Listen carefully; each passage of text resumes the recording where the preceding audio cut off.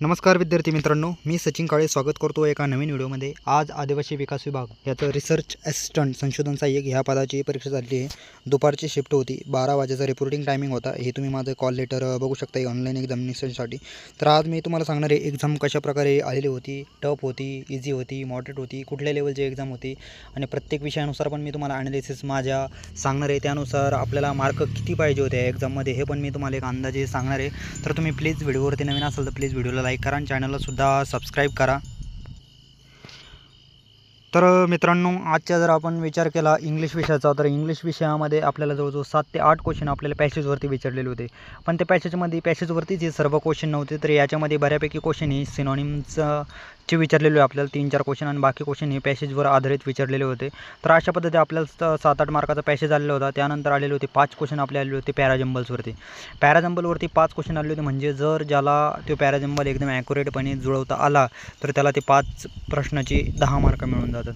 आणि अजून आपल्याला आलेले होते सेंटेन्स, आपल्याला त्याच्यामध्ये डायरेक्ट सेंटेन्स दिलेले होते 4-4 आणि एक डायरेक्ट म्हणजे सगळे ऑल ऑफ द करेक्ट असं एक सेंटेन्स होतं त्याच्यामध्ये, आणि बाकी 3 सेंटेन्स आपल्याला करेक्ट इनकरेक्ट बघायचे होते। जर ते चुकीचं असेल ते वाक्य निवडायचं होतं आपल्याला आणि ते सांगायचं होतं हे चुकीचं आहे, तेच ते ऑप्शन क्लिक करायचं होतं आपल्याला। अशा पद्धतीने इंग्लिशमध्ये काही क्वेश्चन होते। त्याच्यानंतर वर्ड स्वॅप हे पण आपल्याला दिलेलं होतं, ABCD BE अशा पद्धतीने 4-5 आपल्याला स्वॅप करायचे होते, असे ऑप्शन वेगवेगळे दिलेले होते। आणि इंग्लिशमध्ये अजून एक टॉपिक होता, मला तो आता आठवण नाही, पण इंग्लिशचा जर विचार केला आपण ओव्हरऑल तर इंग्लिशचं जर ज्याला जमलं तर त्याचे 20+ पण क्वेश्चन ॲक्युरेट येऊ शकते। जसं की तुमचं वर्ड स्वॅप असेल, ग्रामरचे 3-3 वाक्य दिलेले असल्यामुळं चुकीबरोबर त्याच्यामध्ये निवडायचं होतं। तर अशा पद्धतीने पॅसेजचे सिनोनिम्स, अँटोनिम्स आणि पॅसेज एकदम चांगल्या प्रकारे जर रीड झाला, अंडरस्टँड झाला तर तुम्हाला ते कन्व्हर्जन तुम्हाला जर कळलं पॅसेजमधलं तर तुम्हाला ते क्वेश्चन एकदम इझी जातात आणि तुम्हाला मार्क मिळण्याची एक चांगली संधी असते। तर मला तरी वाटतं की माझे इंग्लिश बऱ्यापैकी चांगले गेलेले आहे। तर अशा पद्धतीने जर तुमचं इंग्लिशमध्ये जर थोडंफार हुकलं तर तुम्ही 15च्या खाली पण येणार आणि जर चांगल्या प्रकारे गेला तर 20च्या वर पण जाणार। अशा पद्धतीने तुम्हाला इंग्लिशमध्ये स्कोअर येऊ शकतो। आणि आता आपण दुसरा विषय घेतला मॅथ आणि रिजनिंग। तर मॅथ आणि रिजनिंगमध्ये आपल्याला पहिला एक विषय जो की सर्व आपल्या सरळ सेवा करणाऱ्या मित्रमंडळीला नवीन असेल, जो की क्वाड्रॅटिक इक्वेशन एकदम सोपा टॉपिक आहे। जर केलं तुम्ही तर जसं नंबर सिरीज टॉपिक आहे, तर हा टॉपिक त्यांनी डायरेक्ट उचललेला आहे बँकिंग पॅटर्नमधला। बँकिंगच्या ज्या प्री एक्झामिनेशन होत्यात क्लर्कियल लेवलच्या, त्याच्यामध्ये ज्या प्रकारचं त्याने विचारते क्वाड्रॅटिक इक्वेशन, त्याच पद्धतीचं 5 ते 6 क्वेश्चन आपल्याला डायरेक्ट क्वाड्रॅटिक इक्वेशनचे विचारलेले होते। तर ते तुम्ही नक्कीच केलं पाहिजे। त्यानंतर नंबर सिरीज जर तुम्ही डिफरन्स जरी काढला तर तुम्हाला उत्तर येतात। अशा प्रकारे 4-5 नंबर सिरीज होत्या।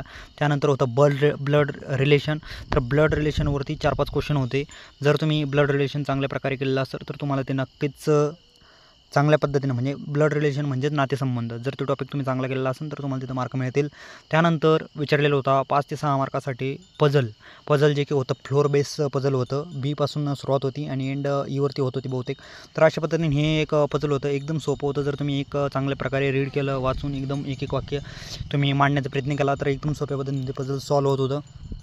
त्यानंतर अजून काही आपले टॉपिक होते मॅथचे, जसं की नळ अँड टाकी असन, बोट अँड स्ट्रीम असन, वयावर आधारित एक क्वेश्चन होता। अशा पद्धतीनं वेगवेगळ्या टॉपिकवरती आपल्याला 1-1, 2-2 क्वेश्चन होते। तर अशा पद्धतीनं आपलं मॅथचा जर विचार केला तर प्रत्येक विद्यार्थ्याला ज्याने चांगल्या प्रकारे अभ्यास केलेला आहे, बँकिंग पॅटर्न समजून घेतलेला आहे, IBPS पॅटर्न समजून घेतलेला आहे, ज्याने पझलची तयारी केलेली आहे, त्याला 20+ क्वेश्चन ॲक्युरेट यायला काही अडचण नाही। अशा पद्धतीने मला तरी वाटतं इंग्लिश आणि मॅथ आणि रिजनिंग हे तुमचे गेम चेंजर सब्जेक्ट आहे। याच्यामध्ये तुम्हाला जर 40+ तुमचे क्वेश्चन करेक्ट येत असतील तर तुम्हाला नक्कीच फायदा होईल।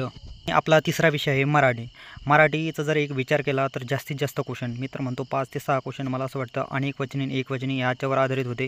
तर तुम्ही हा टॉपिक नक्कीच चांगल्या प्रकारे करून जा। आता संध्याकाळी काहीच जास्त वेळ लागणार नाही, 15-1 मिनिटाचं काम आहे। त्याला जर रिव्हिजन चांगल्या प्रकारे देऊन जा, त्याचे सगळे शब्द एकवचनी अनेकवचनी कशा प्रकारे बसतात ते सगळे करून जा। त्यानंतर दुसरा टॉपिक हे पॅसेज एकदम सोप्या प्रकारे येतो, पण तो तुम्हाला समजला पाहिजे अशा प्रकारचा पॅसेज येतो, जो की ज्ञानेश्वर महाराजांनी जसे ओव्या लिहून ठेवलेले आहेत त्या तर जास्त लेवलने हार्ड होतात त्या समजणं, पण तशा पद्धतीचंच थोडं पॅसेजमध्ये शब्द वापरलेले होते आणि त्या पद्धतीने तुम्हाला तिथं त्यांनी विचारण्याचा प्रयत्न केलेला होता पॅसेजमधनं उत्तरं। तर त्याच्यामुळे थोडं अंडरस्टँडिंग बेस म्हणजेच तुम्हाला समजलं पाहिजे अशा पद्धतीचा पॅसेज तुम्हाला विचारलेला होता मराठीमध्ये। आणि अजून एक टॉपिक होता मराठीमध्ये जो की होता तुम्हाला असे वाक्याचे अर्धे तुकडे दिलेले होते आणि ते तुम्हाला जुळवून एक वाक्य तयार करत होतं। असे 3-4 ते पण प्रश्न त्यावर आधारित होते। म्हणजे जवळजवळ तुम्हाला ह्या 2-3 टॉपिकमध्ये तुमचे 15-1 क्वेश्चन बनले असतील. आणि त्यानंतर राहिला एक विषय अजून होतं त्यामध्ये, जसं की बरोबर समानार्थी विरुद्धार्थी याच्यावर आधारित पण तुम्हाला बऱ्यापैकी क्वेश्चन होते. त्यानंतर शब्दसंग्रह याच्यावर पण आधारित दिवाभीत असं काहीतरी होतं, एक पिलभीत दिवाभीत असं, म्हणजे दिवसा काहीतरी त्याला भीती वाटते.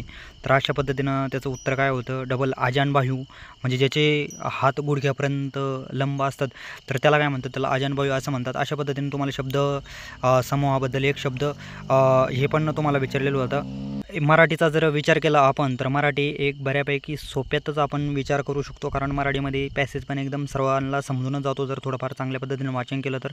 समानार्थी विरुद्धार्थी पण सोपेच होते, फक्त एकवचनी आणि अनेकवचनी याच्यामध्ये भरपूर विद्यार्थ्यांच्या चुका होऊ शकतात. जर आपण मराठीचा ओव्हरऑल विचार केला तर मराठी एक सोप्यातच समजली जाईल आणि मराठीमध्ये तुम्हाला 20+ क्वेश्चन बरोबर येण्यासाठी काही हरकत नाही. अशा पद्धतीने तुमचं जर तिन्ही विषय जर आपण मिळवले, इंग्लिश, मॅथ, रिजनिंग आणि मराठी, तर तुम्हाला 60+ क्वेश्चन बरोबर यायला काहीच हरकत नाही जर तुम्ही चांगल्या पद्धतीने अभ्यास केला असेल IBPS पॅटर्न समजून. फक्त मराठीमध्ये थोडंफार तुम्हाला चुका होऊ शकते, ते एकवचनी अनेकवचनीमध्ये. तर मित्रांनो, तुमच्याकडे जर काही क्वेश्चन असतील, तुमचं पण काही ॲनालिसिस असेल, तुम्ही आज जर माझ्या शिफ्टमध्ये एक्झाम दिलेली असेल संशोधन सहाय्यकची, तर नक्कीच तुम्ही कमेंट करू शकता मला ते क्वेश्चन आणि सांगू शकता. आपला चौथा विषय बाकी जो आहे की GK GS मध्ये बऱ्यापैकी क्वेश्चन हे थोडेफार तुम्हाला माहिती पण झालेले असतील, जसं की आदर्श ग्राम ह्या गाव आदिवासी विकास विभाग, म्हणजे आदिवासी गावांसाठी त्याच्यासाठी एक क्वेश्चन आलेला होता. अजून एकलव्य स्कूल याच्यावरती एक क्वेश्चन आलेला होता. अजून बिरसा मुंडा विहीर योजना त्याच्यावरती एक क्वेश्चन आलेला होता. अशा पद्धतीनं जवळजवळ अनुशीलन समिती कोणी स्थापन केली याच्यावरती एक क्वेश्चन होता.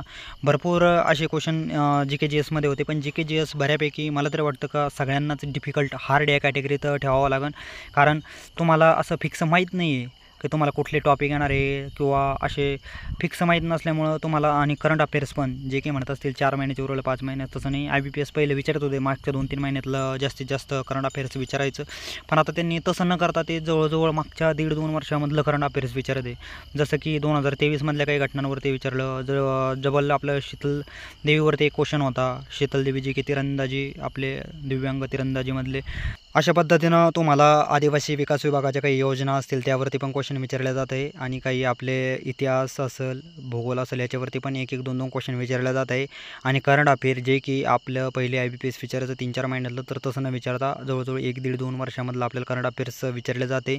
अशा पद्धतीनं हा पेपर होता GK GS. तर मला तरी वाटतं GK GSमध्ये जर तुम्हाला 15+ क्वेश्चन करेक्ट येत असेल, म्हणजे 75 आणि तुक्के जरी लागले तर तुमची 80+ जर क्वेश्चन तुमचे करेक्ट असेल, 80 किंवा 80+, तर तुम्ही एक सेफ झोनमध्ये असणार, तुमचे सिलेक्शनचे बऱ्यापैकी चान्स असणार.